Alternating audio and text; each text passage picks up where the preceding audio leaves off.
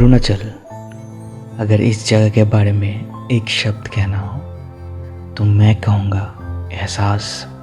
एक ऐसी जगह जो पहाड़ों के बीच में बसा हुआ है, फिर भी यहाँ है हज़ारों सुनहरे पल, अनगिनत खूबसूरत लोग और लाखों कहानियाँ।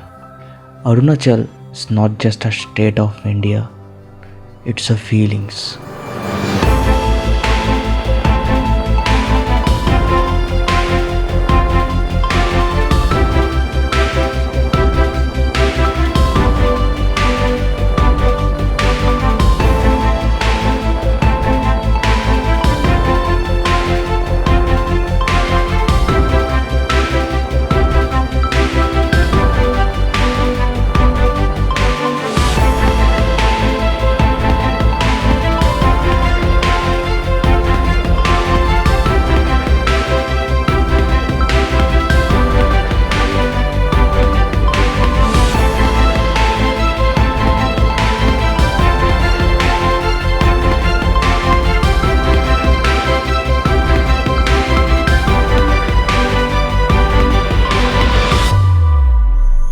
तो आइए मिलकर चलते हैं आप और मैं इस सफ़र की ओर, अरुणाचल विथ मोटो स्प्लिट।